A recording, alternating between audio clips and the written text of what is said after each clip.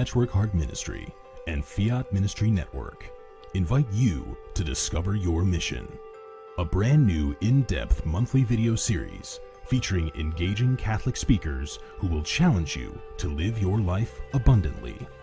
For only $25 a month, you will receive a personal monthly mission, including 3 full-length inspirational talks that build upon a new theme each month. Sign up for the Discover Your Mission tier at patreon.com/patchworkheartministry today.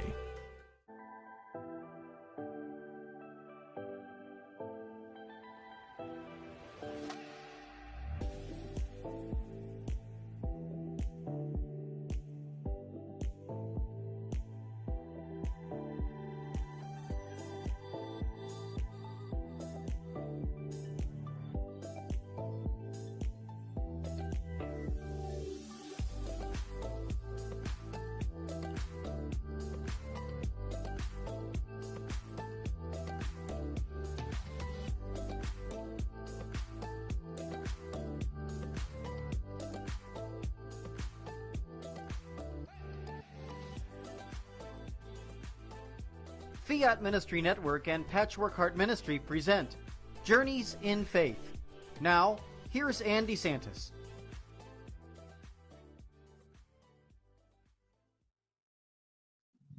Hi, welcome here to Journeys in Faith here on this Friday evening. My name is Ann DeSantis. It's great to be here with you.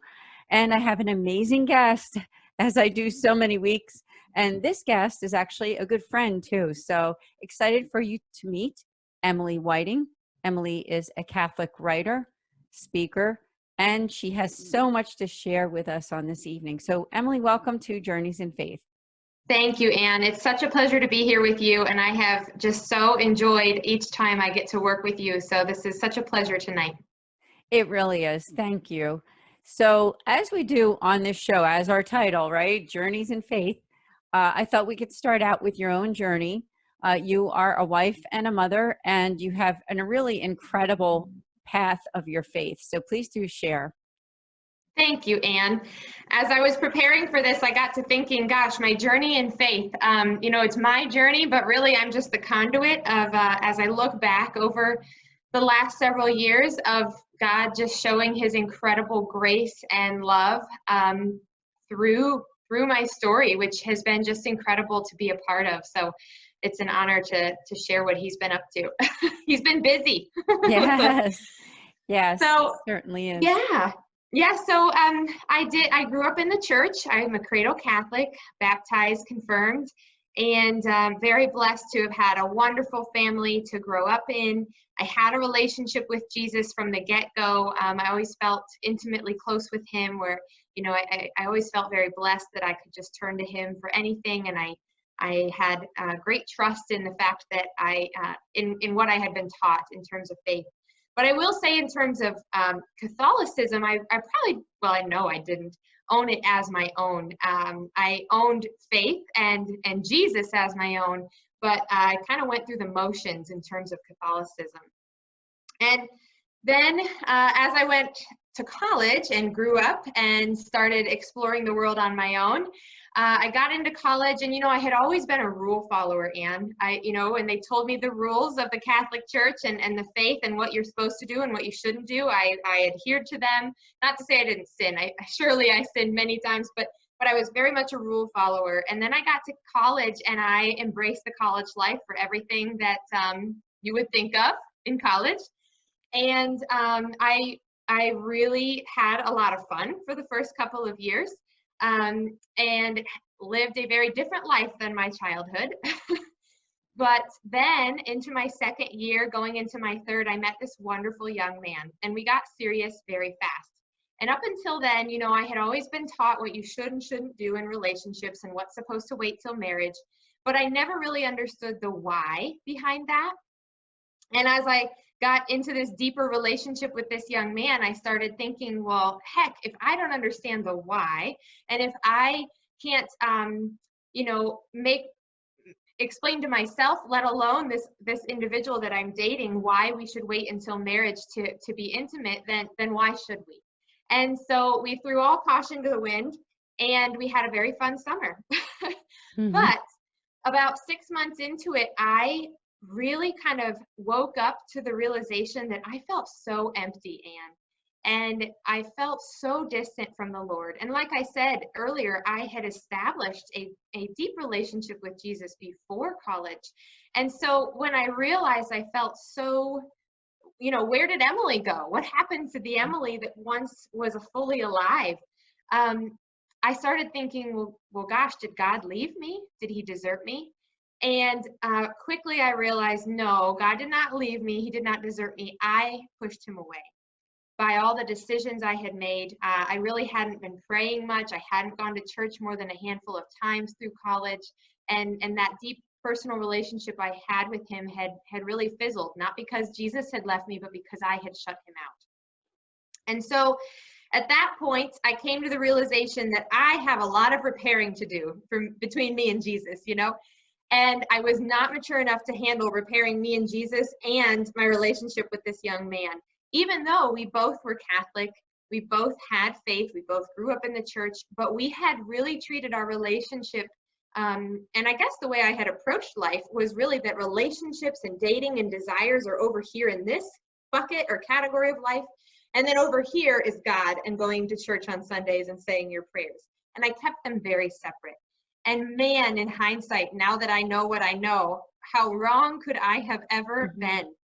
But at the time, I was still figuring it all out, just like I still am now. But anyway. Yeah, I think we all are. Yes, We're all we will on a be. journey of faith, right? Doesn't matter how That's old right. we are. You We're named all the still podcast. learning. Yes, you named the podcast so appropriately. Thank you. All still learning. Yeah, so I realized, I have a lot of work to do with me and Jesus, and I cannot continue on with this life feeling as empty as I feel now, because I have felt alive before in a relationship with him, and I know the difference, And so I broke it off with this young man, and this launched me into an incredible journey of seeking the Lord and learning what were all those rules all about, that I learned all through growing up. Why were we taught those rules? Why do we have desires? What's God's design for relationship, for male and female? He created them, and it was quite a journey, but it started with me going to confession. And so I broke it off with this young man. And what's funny is I think it was 10 years this week that this all happened. No, it would have been 12 years this week that this all happened. Wow. And so I broke it off with this young man, and I went to confession. Now, mind you, my experience with confession had always been through obligation. I had only gone when, I had to in order to complete sacraments, like confirmation. And my experiences in confession had not been positive. And so when I decided I needed to go to confession, I knew that okay, there's a conversion going on in my heart here. And so I called up the priest, and I asked if we could have an individual meeting, and we set it up, and I went in to meet with him. And of course I'm shaking, and I know I'm going to cry the minute I open my mouth. And of course I did. And I poured my heart out to this poor priest, and he was just such a godsend, and just so grace-filled, so loving. And I was sitting on the couch. I distinctly remember sitting on the couch in this very holy feeling office that you could just tell many confessions had been done in this office. And he pushed the box of tissues towards me and just let me pour out my heart of all that I had done, how I had shut Jesus out, how I had assumed that he wasn't part of relationships, how I had tossed all the rules out the window and did whatever I wanted, all of those things. And he so patiently listened. And then when I was done, there was silence for quite a while. And, I'm sitting there awkwardly hoping he's going to say I'm pardoned, which of course he did. But then he went on to give me a great penance that I will forever be so grateful for. He didn't send me home to say 10 Hail Marys. He didn't tell me to do the rosary. He said, Emily, I want you to go home and write a letter to God. And he said, in that letter, I want you to pour your heart out to him. Tell him everything you've told me and everything you haven't told me, because I'm sure there's more to the story. And he said, I want you to ask him for forgiveness, and then put the letter in an envelope, seal it, and wait for 3 days. And he said, on that third day, I want you to write a letter back to yourself from Jesus. What do you think he would say? And Wow, that's great. I like that. it was amazing. I have the letters right here. Oh, you'll have them for the rest of your life, I think. Yes, they're wrinkled from the thousands of times I've read them. Oh, God bless. And, I won't read the whole letter, but I just thought I wanted to share with you just the immense grace that I got to experience in that penance. And what's really neat here, Anne, is the date here is 10/24/2010. So on Saturday, that will be a full 10 years. So How anyway, God works, huh? Oh my goodness, he's amazing. So this letter that I wrote to Jesus, I started out just very, very honest. I said, I come to you today completely humbled and in awe of your love for me. I have sinned greatly against you and against myself. I've pushed you aside and the truth aside. I've pushed your love for something that I knew. Wait, let me read that. I have pushed aside the truth and your love for something I knew would come between you and I. Lord, I have given myself, my love, to a man to which I am unwed. I thank you for your patience and love. And I went on to be very honest with him and tell him what was on my heart. And those 3 days were rough, waiting, trying to be patient. And on the third day, I received this letter. Well, and when I say receive it, I mean I wrote it. But I very much, I've been asked in many of my talks that I do in my ministry, do I believe that this was Holy Spirit infused or inspired? And the answer is a wholehearted yes. Because as I share some of this letter with you, you will just realize there's no way a 20-year-old young woman like me would have had the grace with myself or the mercy or the love that is in this letter. So there's absolutely no shadow of a doubt that this is from him, not me. So he wrote back to me 3 days later. He said, to my dearest daughter, Emily, you have sinned. You have knowingly pushed me and my love away for a man who is not committed to you as I am. He does not treasure you as I do. He has not died for you as I have. I have heard your call for me. I have remained with you through the darkness and you have reached out for me once more. Don't let go of me, Emily.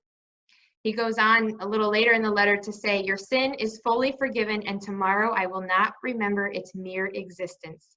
Go into the world and serve my people, love my people, but most of all, love me. That is And beautiful. Just incredible. Thank you for sharing your heart. It takes a special person on something like a Facebook Live or a podcast, right? To share their heart in that way. And I think a lot of people need to hear that vulnerability that you have with God, because that's what God offers to all of us, isn't it? I mean, he offers himself and says he already knows our heart. He knows what's happened in the past. He knows what we did or what other people did to us. So when you hear that letter or those letters, the one from you and then the one from him, it's just very touching in a deep way, not just touching in sort of a everyday kind of, oh, well, that was nice. So I commend you for sharing your heart with us on the show.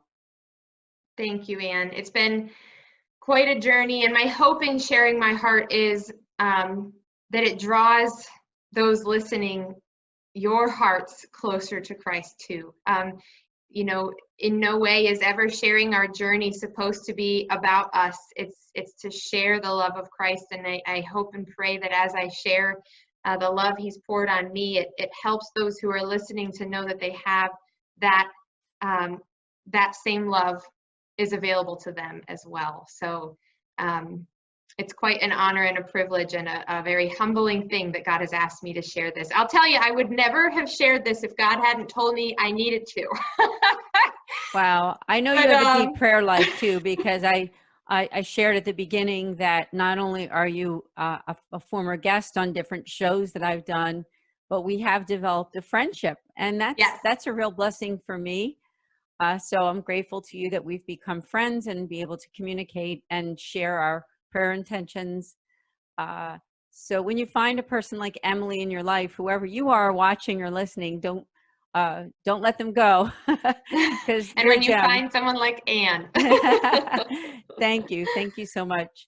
So that's beautiful, in your story so far. I know there's a lot more because as your story develops, of course you got married and have a family. So please do share about that too, because we love to hear. Thank you, Anne. Yes, yes. And before I keep going, I just wanted to say I couldn't agree more. When you find a great friend that has deep faith, hold on to them. So I don't plan on letting you go, Anne. Oh, thank you so much. Really, that means a lot. It does. Because I think for those who Absolutely. are on this show with us, listening or watching, you know that sometimes in life, people do come and go in your life. So that's the value, I think, when you find a person you can share your journey in faith, right? Yes. When you share your journey in faith, you've got that commonality of your relationship with God in common. And it certainly does make a big difference for your everyday life because, we're also going through this pandemic. We hope it's the end of it, right? We're hoping that it's Right. coming toward the end, but it is difficult when we're not able to get out there and meet people face to face. So although I'm here in Pennsylvania, you're out there in Ohio, we've been able to still develop a friendship through something like this, right? Like Zoom Yes. calls and phone calls. So Yes. that's the beauty So of it. grateful. Mm-hmm. Yes, absolutely. And having friends in Christ, I can't imagine where I would be without them. So, God puts the right people in our lives at the right times. And there's been several times He's put people in my lives and I've thought, or in my life, and I've thought, oh, and this is horrible to even admit, but, oh, I don't have time for that individual or fill in the blank with the excuse. And I get one of those Holy Spirit, shoulder taps of don't let that person go, Emily. I put them in your life for a reason. So yes, it's such a blessing when God gives us friends in faith. Wow. Yes, I agree with you wholeheartedly. And I have to make also a little shout out to our friend Tony Ignacy, which is how we met. Yes.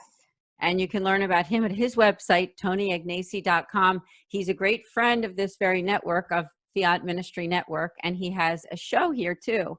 I believe it's on Wednesday nights at 6, I think. But anyway, double check me there. But you can go to tonyignacy.com.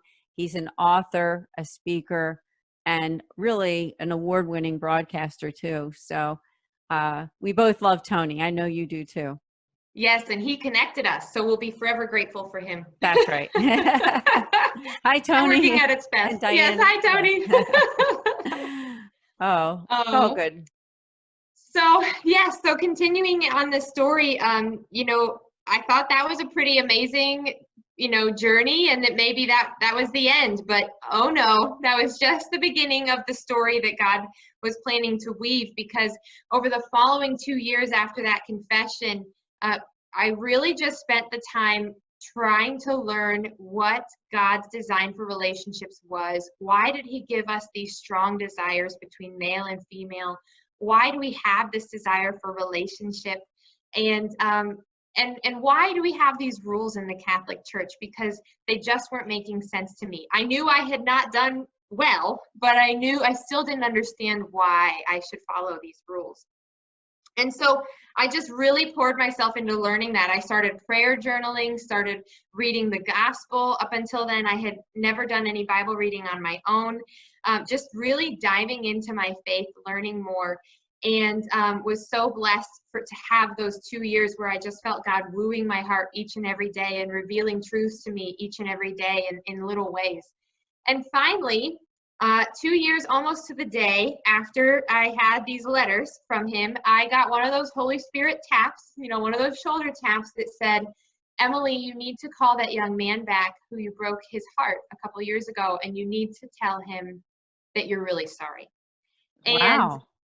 yes, and I had not spoken to him since I broke things off. So I knew that this was going to be an awkward call. And so, but when the Holy Spirit tells you to do something, you do it. So I pick up the phone and I called him, and I told him, I'm really sorry for how I handled things. I was not mature enough to handle my relationship with God and you at the same time, and I should have handled it better.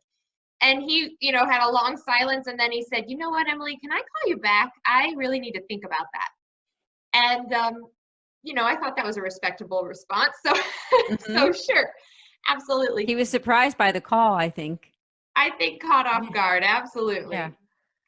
So 3 days later, there's something about 3 days that that he called me back, and we ended up talking for a couple of hours, just catching up on what had happened in our lives over the last couple of years. And long story short, over the course of several months, couple of years, God brought our lives back together, and we ended up getting married. So I remember this story, but I didn't want to give it away. But it is incredible when you think about that, how God tapped you on the shoulder, and despite all the pain that you went through to begin with right. that relationship, but how God worked in both of your hearts. And here you are already married. How many years now? I got to do the math. 6 or 7. Wow. Okay. 6. Congratulations. Yes. Thank you. Yes. So yeah, it was just such an incredible, I remember thinking on our wedding day, just, wow, what an incredible story of God's grace, that he can take something so broken and make it so beautiful. And, you know, the area where we screwed up the most became so glorified through him, through his mercy, through his love. You know, where we had pursued each other above God, you know, now we knew we had to put God first. Where we had misordered intimacy and thought that was separate from God. Now God had breathed life into that and taught us that, no, this is meant to be a beautiful union of the two of you, that is a commitment between the two of you, and ultimately draws you closer to Christ. So what could have been a very ugly scar turned into a beautiful, glorified, just testament to God. But then the story didn't end. I know it didn't. So at that point, we were going about our lives. We bought a house. We were doing our jobs, and we were loving life. And I got to a place where I just felt there's got to be something that I could be doing more for the church. You know, I don't think God put us through all of that. Not that he put us through all that hardship. I don't think we went through all that hardship and then he turned it around for me to just keep that to myself. And so I began to pray into that. And I really felt God continually telling me, I want you to see my people and love my people. So I was really trying to figure out, well, okay, that's great, God, but how do I do that? What do I do with that? And what he revealed to me over time was, you know, my training and professional background was in public speaking, communications, writing. And so he really beckoned me to start doing what we're doing now, sharing my story through, you know, live talks, blogs, you know, you name it, podcasts, to help ultimately see those in the audience as God's true children and beckon them and invite them into a deeper relationship with him. And so I started this ministry, and it's been quite a journey. But about a couple of years into that, we decided to start our family. And as we were so excited, we were pregnant with our first child. We went to that 20-week ultrasound where they reveal boy or girl. You know, now they have all these reveal parties. So we were very excited to learn if we were going to have a boy or girl. And we learned she was a little girl. But at that ultrasound, we also learned that our little girl had malformations from head to toe. And so they could already see a part of her brain was missing. Her heart was pumping incorrectly. There was a large mass in her abdomen they could not identify. Her kidneys were enlarged and not connected correctly in the urinary system. And she also had cleft lip and cleft palate. So, you know, we went from the highest of highs to the lowest of lows in that appointment of, you know, realizing we have a little girl to realizing our little girl had many, many challenges ahead of her. And at that appointment, we really were told we don't know how long she'll live and what her quality of life would be like. And so it started us on quite a journey. The very next day, we were brought into the high-risk doctor, and we were going over a lot of different questions with him and learning more about what was potentially ahead of us, and ultimately learned that she would likely make it through pregnancy because she was depending on me. But after that, she might live a minute, a day, a year, maybe a full life, but with lots of medical intervention no matter what. And so it was very unknown. We were offered the option to terminate, which of course, because we were both, raised in Catholic faith, we knew for sure that was not an option. And we were so very grateful that our doctors rolled up their sleeves and they were willing to help us as soon as they knew we were all in to give our daughter as much life as possible. And so the journey began. And as we navigated the pregnancy, my prayer became, Lord, just let me hold my baby alive, even if just for a minute. That became my prayer. I just wanted to hold my baby alive. And so she made it through the pregnancy. We had the baby. I did get to hold her for about 30 seconds before they whisked her away for many, many tests. And I'm glad I got to hold her for sure, because it was another week before I'd get to hold her again due to just all the various medical interventions she needed. But she survived pregnancy, she survived birth, and we ended up spending 72 days in the NICU. And she had, I think maybe 3 to 5 surgeries while in the NICU. She actually just had her 12th procedure a week and a half ago, and she is almost 3. So she's a miracle, not even just one miracle. She's thousands of miracles combined. She is. And it's been amazing. Every doctor or surgeon who works with her, I shouldn't say every, many of them have said to me when they come out of a test or a procedure or something, they'll say, wow, her anatomy is an anomaly, and we don't know how she got the way she got and the way she's built, but somehow it's working for her. Her liver should have needed transplanted by now, but it's doing its job. Her kidneys have been very much a touch and go situation from the beginning, but they're plugging along, doing the best they can. The missing part of her brain had the potential of causing her to have severe mental and developmental delays, but she doesn't. She's right on par with a typical 2-year-old. I could just keep going, the miracles that we've witnessed and the things that, her heart should have needed intervention several times by now, but we've not intervened once, not with a procedure anyway. And so, we've had this front row seat to just watch God's incredible work through her. Yes, it's an amazing story. I know that we could probably devote several shows just to that journey with Charlotte. And I would also like to ask people who are watching or listening right now, lift a prayer for little Charlotte. I know she just had the surgery. You said she's doing so well. But little Charlotte Whiting, if you could pray. I know she's not even quite 3 years old yet.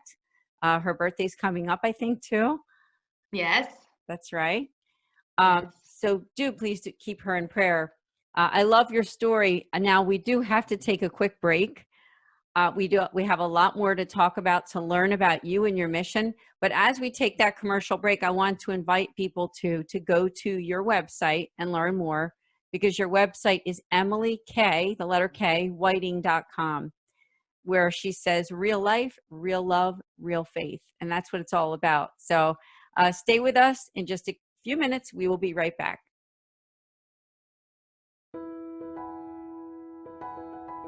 Hi, my name is Ann DeSantis, and I'm the director for the St. Raymond Nonatus Foundation for Freedom, Family, and Faith. You can learn about us on our website at nonatus.org. I'm here to tell you today about 2 great podcasts that I hope that you will tune in. The first Tuesday of every month at 8 o'clock, we have a podcast specifically for Catholics affected by divorce.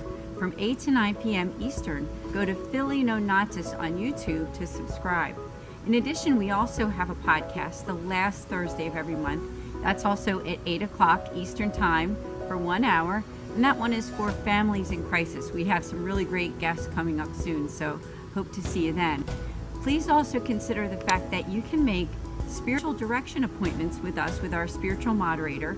All you need to do is go to our website on the contact form and just reach out to us. We'd be happy to hear from you and look forward to setting up an appointment. So we'd love to connect with you. Please share this video and let people know that we're there for families affected by divorce and also families in crisis. Thank you.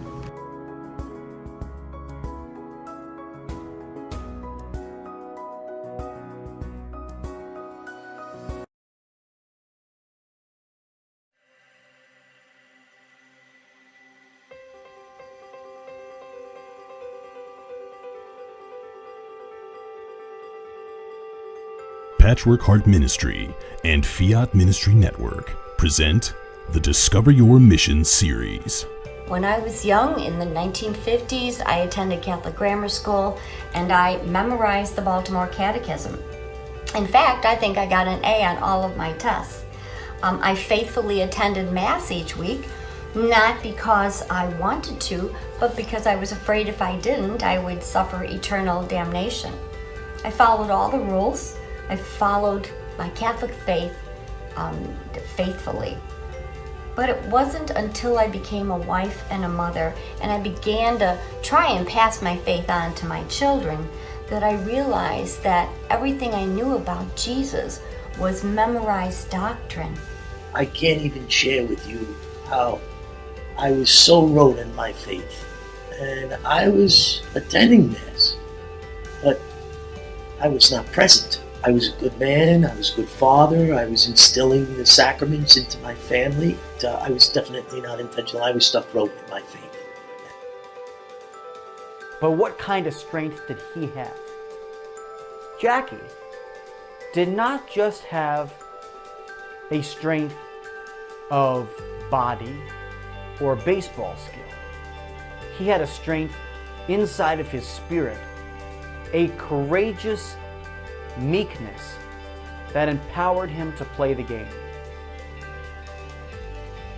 And I tell him what is going on with me, and he's like, oh, okay. And I'm like, no, I think this is like some sort of miracle, dude. And he's like, oh, of course, but I'll believe it when I see it. Honey, you've been trying to quit, and you've been saying this and saying that. And I'm his big line to me is, you shouldn't say things because I never follow through on them. And so this was week after week, month after month. He is looking at me like, this is a miracle. There is no way that you, on your own, could have done this. In 1 Corinthians chapter 10, verses 16 through 21, St. Paul compares the sacrifice of the Christians to the sacrifice of Israel and then to the sacrifice of the pagans.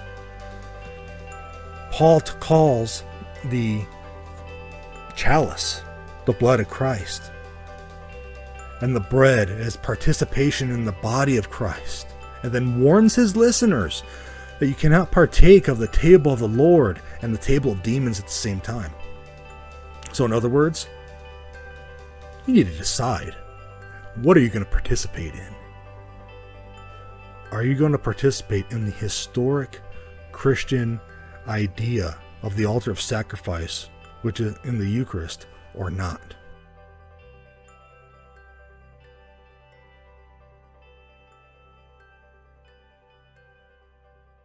Hi, welcome back to Journeys in Faith here on Fiat Ministry Network. If you haven't done so yet, please do like this page here on Facebook and share it with your friends, because as I said at the beginning, we have an amazing guest.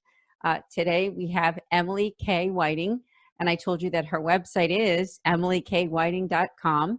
She is a mother, a wife, a Catholic author, and a speaker. She is really an amazing person and a good friend of mine too. We talked a lot about that during the first half, that we're very blessed to have become friends too. So yes, we are. That's right. And right before the break, we were talking about your daughter, Charlotte, little Charlotte, who is not quite 3 years old and was born with several different, malformations, I think is what you said, from the beginning of her conception, and has had about 12 different surgeries.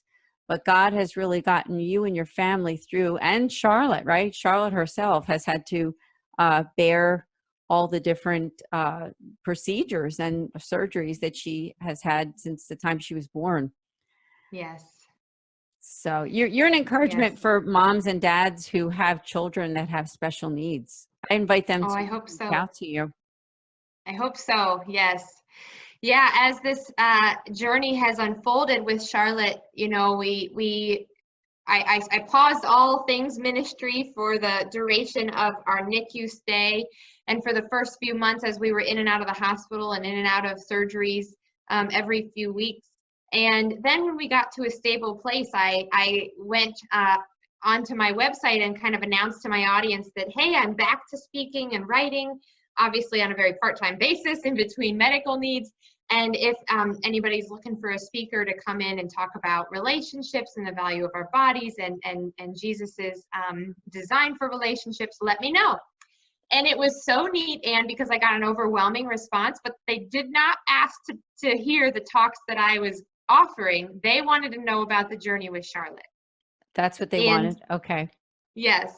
And so, it kind of caused me to step back and pray a little bit of, okay, God, I didn't think that's what you called me to ministry for. So what do you want here? And he kind of revealed to me of yeah, I mean, I didn't give you this journey with Charlotte to keep to yourself, just like he didn't give me this journey of learning about relationships to keep it to myself. And so I began to infuse a lot of what we had been learning with Charlotte into my talks. And so now I have a kind of a library of 8 different talks. And what's really neat is they are all rooted in the truths of theology of the body. At first I thought, well, gosh, the topic of Charlotte and navigating medical needs and having children with medical needs is very different than the topic of relationships and navigating that world. But what God really revealed to me is no, they're not that different, Emily. They're both rooted in the truths of theology of the body. And for those who are listening who don't know what theology of the body is, it's a series of talks delivered by Pope John Paul II when he was Pope. And what's so neat is that this Thursday of this week was his feast day. So just so many ironies that this podcast is happening this week, Anne. That's right. Yeah, October 22nd. Yes. It's a special day. I've been seeing it all over social media, pictures of John Paul II. And what a blessing that he's been to all of us. And now we can intercede to him, right? I mean, as a saint. And I know that theology of the body is so close to your own heart. And for people who are watching this or listening, Emily does that. So if your church or organization wants someone to come out and talk about theology of the body, she's really the perfect person to do it. And I know you can do that online too, correct? You Absolutely. can do an online presentation where you talk about it. Absolutely. Yeah, and for those who are listening, if you maybe haven't heard of theology of the body, the kind of the thesis statement for what it is the fact that our bodies, and only our bodies, make visible the invisible mystery of God, and that is his love.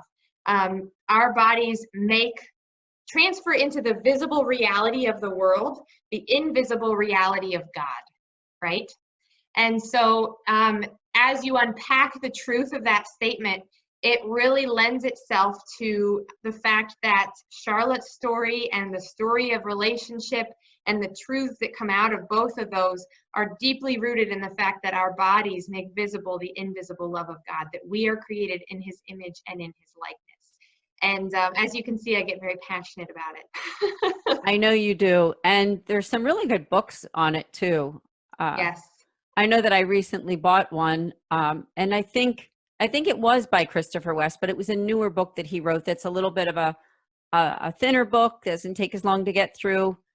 It's a gift too. So yeah, it's just a beautiful topic and good for all of us to know. I know for me, myself, when I was growing up, I mean, I think John Paul II wrote it, like, was it back in maybe the 70s and 80s, but I don't think that it was like really completed until a little bit later, if I'm correct. Right. So by the time I was, in that age bracket, I was already older, but no matter what your age, I don't care what your age, it's a wonderful resource for you, whether you are a younger person or even somebody over the age of 50. It's absolutely great to learn about the theology of the body. So absolutely, because ultimately we all have bodies. We all are made in the image and likeness of God, and theology of the body in its simplest form teaches us God's heart, because it teaches us to read the language of our bodies, and because our bodies make visible the invisible love of God. And so it's relevant no matter what your age is. It's such a beautiful truth. I've become such a student of Christopher West, who teaches theology of the body, and really anyone who teaches theology of the body. I'm just soaking up any of the material they put out there. Started going to the Institute to learn more, hoping to get certified. And it's been neat because as I shared my story, a lot of what I learned, the truths of theology of the body, I learned them the hard way, and I learned them kind of through living them. And then as I started this ministry, people kept asking me, well, have you learned about theology of the body? And I'd say, I don't even know what that is. And so then they would point me to it. And when I realized what this treasure of knowledge was that the Catholic Church gives us, I realized, oh my goodness, theology of the body puts words and language to what I've learned the hard way through experience. And so it's just been such a beautiful gift that God's given me, the truths of theology of the body, and I hope I can share them with others. Yes, I do too. And I think that it's really the perfect time for you who are watching, if you are involved in church ministry. We have a lot of religious and priests and others who work for dioceses and archdiocese who watch Journeys in Faith. Do get in touch with Emily at emilykWhiting.com. She is in Ohio, but if you do an online conference, it doesn't matter where you're from. So absolutely. And when COVID's over, I'll come to you. Hey, that sounds good. That sounds good. Why not? Yeah, so much to talk about. Now, I thought we could kind of go back to Charlotte because, as you said, you weren't sure that God would lead you in this direction to ministering to people who have children who have some kind of medical issue or special need. So what happened next with Charlotte? So she's now almost 3 years old. She's been through her 12th surgery. And God has really taught you so much about your faith. He's taught you so much about dealing with doctors, dealing with family, neighbors who ask questions, or other people who want to know what's going on. So what have you learned about yourself? What have you learned about dealing with her medical issue and being the best mom, right? Because that's such a big part of it, is you have little Charlotte who is still this toddler and isn't maybe fully aware of all that's really happening to her or within the family. Yeah. Yes, it's been quite a journey. And, the whole journey has drawn me so much closer to Mother Mary because I've gotten to witness firsthand in a very small way what it's like to watch your child suffer and to not be able to do anything about it. And of course, I haven't watched my son be nailed to a cross like she did, and I just can't even fathom. But as I watch her go through surgery after surgery, and the simple things like pulling a Band-Aid off that hurts a little 2-year-old, and poking her with IVs, and giving her meds that don't taste good, that make you throw up, and doing heart echoes every other month, and all these things that just are not pleasant for a little child, let alone an adult. It's just really drawn my heart to Mary and helped me realize what a selfless love she has for not only Jesus, but all of us. So that's a little bit of a tangent. No, it's fine. I just wanted to share that, that she is here with us in all of our trials, and that she is such a light of example of being there with us in our challenges. She was there with Jesus, and she's there with all of us. So, but yes, so I've learned a lot about navigating having a child with medical diagnoses, and it's probably relevant even to those who maybe you don't have a child with medical diagnoses, but you're taking care of a parent who has needs, or maybe you have an adult child with needs. All of us have experiences, I'm sure, where we've had to be caregivers for others, and so hopefully some things that I share are helpful no matter what stage of life you're in or what your experience is. But the one thing that comes to mind is I think it's very common for us to maybe struggle with navigating the many emotions that come when you are navigating medical needs. I remember when we first discovered this diagnosis about Charlotte, I would feel sad for the loss of the healthy child I had expected. And then I'd feel horribly guilty about feeling sad about the loss of a healthy child, because it made me feel like I loved my unhealthy child less. And what I realized over the course of several months as we navigated the pregnancy was that the fact that I mourned the loss of a healthy child did not mean I loved my unhealthy child any less. In fact, it meant I loved her all that much more, because I wished for her nothing but the best. And so I share that with you because if you are mourning the loss of the health of a loved one, you know, or any other array of emotions that we have when we're navigating medical needs, to have grace with yourself. It's okay to have all those feelings, and to take those to Christ and let him just breathe his life into them. It's easy for us to feel ashamed about our emotions, to maybe you feel angry at God. Heaven knows there's plenty of times where I felt like, God, what is going on? How could you let this happen to my poor little daughter? And what I've learned is to take those emotions to Christ and lay them at his feet, be raw and real with him, because he can handle them. And if we try to hide them from him, it distances us from him. So the first thing is just that all those array of emotions are very normal, and to take them to Christ, because he wants to hear about them. He wants to be there for you. And the more we can invite him into our pain, the more he can help. Yeah, and you demonstrated that during the first half of the show when you showed those 2 letters. And if people are just hopping on this show in the middle, Emily read a letter that she wrote to God, and then she had another letter 3 days later where God answered her prayer. And you wrote the letter, but it was God's words that he gave you in your heart to yourself. Yes. And that was how God worked in your own life. So I just think that was incredible. And also, just to mention, when you talk about all of the people who have children that might be older, there's also people who might be watching that you yourself have some kind of a physical or maybe even a psychological disability. And I think our culture is just coming to a point where we're realizing that people who have some kind of depression or anxiety disorders or other things too, that they can be very physical. So we also want you to know that we care. And some of what Emily is saying can apply, I think, to the person who's going through something, whether it be some kind of an ailment, physical, psychological, or even some life change, right? Sometimes it's just a very big life change that has happened, that has shaken your world, right? And shaken your faith, because that's what it did to you. I know that when you found out about that diagnosis, the several diagnoses from Charlotte, it was a shock to you and your husband at first. And now, but it's strengthened you every time when you talk to the doctor. I know, just because you and I are friends, and when you have these appointments, as difficult as it is, I think your faith is getting stronger, because you're seeing how God is helping you to be able to bear being the mother and being strong, and your husband to be strong for Charlotte and for the rest of the family, right?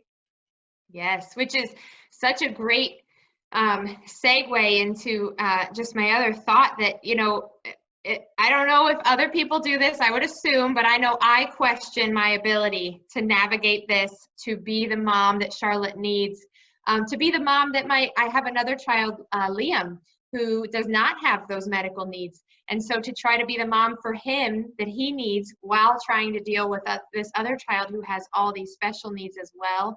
How in the world am I going to learn how to navigate all the doctors and the medical system and the insurance and all the logistics? I remember a few weeks after we got our diagnosis, I just went to a favorite place where I love to pray, and I just kind of threw myself on the ground and just poured my heart out. And I remember just asking, I was just talking to God of like, how am I going to do this? And he said, you're going to do this one moment at a time, and you're going to do this with me. You're not alone. And it was such a profound moment, so beautiful, just helped me come to my senses that I'm not alone in this. There's an army of saints behind me. There's a whole community surrounding me, and I have Jesus here with me too. And so if you're out there questioning your ability, whether it's to navigate your own diagnoses or someone else's in your life, you're right. You're probably not capable on your own, but the beautiful thing is you're not on your own. Heaven knows I'm not capable on my own. My goodness. I remember one time, it was probably a week after Charlotte was born, and it was after her first surgery. And I remember just praying to God. The one night I snuck away to take a quick shower, probably the first I had had in a week. And I remember just kind of sitting on the shower floor crying and saying, God, where have you gone? Why have you left me? And, just got that overwhelming, peaceful sense of God saying, I haven't left you. I've surrounded you, Emily, literally by hundreds of doctors, nurses, family, friends, and the support that poured out from just every angle, whether it was when I needed a meal showed up. I needed a sweater, and a sweater showed up. We needed somebody to go home and take care of our dogs because we were in the NICU for 2.5 months, that somebody just took them to their house and took care of them. So you're not alone, and God will supply you what you need when you need it, if only you can just depend on him and let him into your situation. Isn't that so true? Because even I'm thinking that as you're saying what you're saying, times in my own life where when we're not able to do what we need to do, that's when God will send those, I'll say angels, but they're people, right? Right. To come and help. And he never disappoints us. Mm-mm. Even when we do have to go through some kind of a suffering, I think at the end, there's always some kind of blessing. There's a blessing that comes. So, Yes. hey, I wondered if before we're about 5 or 10 minutes out till the end of the show. I wondered if you could share a little more about your ministry, because like I said, you have this beautiful website and writing that you have done. Again, go to emilykWhiting.com. So tell us about that and what's it like for you being involved in ministry?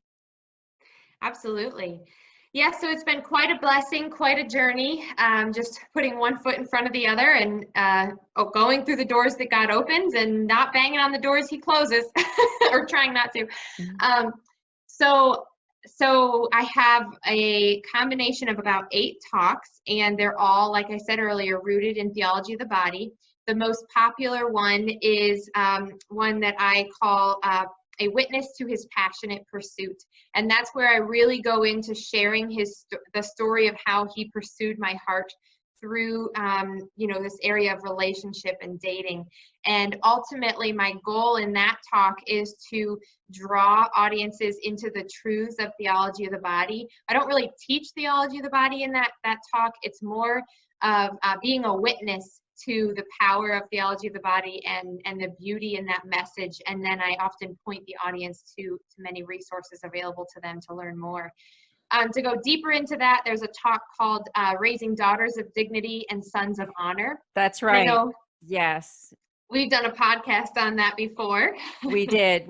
And I want to invite people, if they'd like to just get an idea about it, you can go to the website where I'm the director for Foundation. You probably saw that during our commercial, the St. Raymond Onatus Foundation. You can go to Philly Nonatus is our YouTube channel, and you can see Emily's talk, a couple of her talks there. So just invite you to do that. And if you want to subscribe, that'd be great too. Yes, absolutely. So in that talk, I really share with parents and teachers and anyone who's in more of a mentorship role some very tactical tips for how to raise daughters of dignity and sons of honor. So it's practical ways to apply theology of the body every day so that we teach our sons and daughters their own value, their own dignity, and we invite them to treat others around them with that same value and dignity, to truly see others around them and themselves as the image bearers of Christ.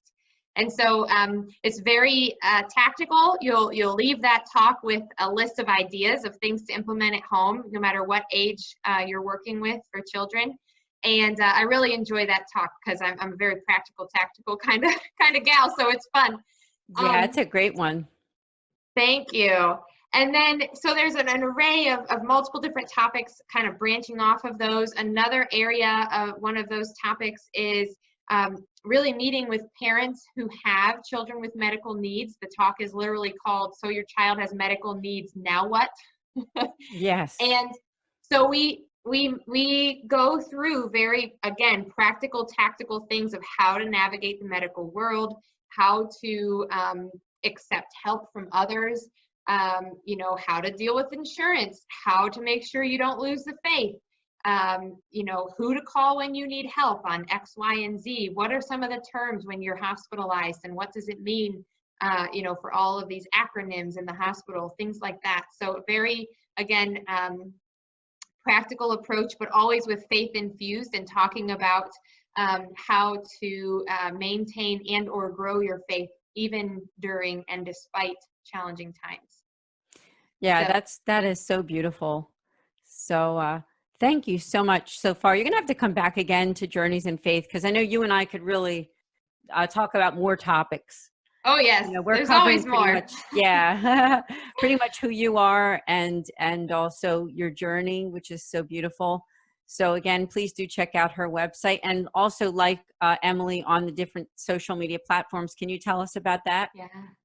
Yeah, I'm on Instagram and Facebook, and then of course my website. I have a blog. If you go to the website, you'll get a little pop-up that asks you if you want to subscribe to the blog, so you can stay up to date on any of the latest blogs. And a lot of the blogs I share, you know, I know if you're actually trying to be good at building a blog audience, you're supposed to have regular, consistent content. I'll admit though, when we're in and out of the hospital, I'm not very consistent at it at all. But what has been really beautiful is when God puts something on my heart that is relevant, I share it. And I've found that to be a very successful approach for those interested in, you know, following me, because when I do post something, it's something meaningful, it's something worthwhile, it's something worth you to stop and take 5 minutes to read. So that's been really fun to blog. So you can find me on my blog at emilykWhiting.com. You can find me at Emily K. Whiting on Facebook and on Instagram. And you'll probably see lots of stories of my kids infused with ministry as well, because it's all just kind of one big effort. Yeah, one big happy family. Yeah. And you're part of this family here too, with Journeys in Faith and also Fiat Ministry Network. Oh, thank you, So Ann. thank you so much for being a part of this show. I do want to make a quick shout out to our friends who are watching to consider being a subscriber for something called Discover Your Mission, which you might have seen during our commercial break. It is with Fiat Ministry Network and Patchwork Heart Ministry. It's a special video series with engaging Catholic speakers. It's almost like bringing that church mission right to your home or to your phone as a download. So check it out. And the reason I bring that up as well is that there's going to be a special show with Emily and I called 5 Minutes of Faith. And that show will be about 4 ways that you can figure out how to get through the most difficult times of your life. Emily will talk about those solutions, those faithful solutions of what you can do. So all you'll need to do is to go to patreon.com/patchworkheartministry and look for 5 Minutes of Faith. So again, Emily, thank you so much for joining us. Thank you, Ann. It was such a pleasure to spend this evening with you, and I'm so grateful and flattered and humbled by the opportunity to be here with all of you listeners tonight. God bless you, Emily, my friend, and I will see you next time. And to everyone who's watching and listening, I'll see you next Friday night at 8:30 p.m. Eastern here on Journeys in Faith. God bless. God bless.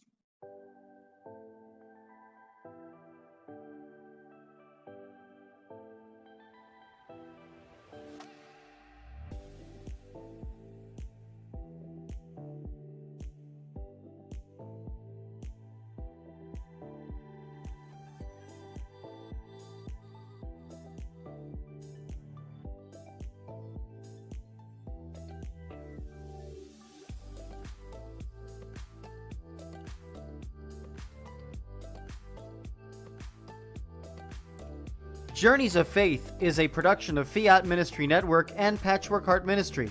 For more information about Journeys of Faith, email info@fiatministrynetwork.tv. And be sure to friend, follow, and like us on social media. Just search Journeys in Faith with Ann DeSantis.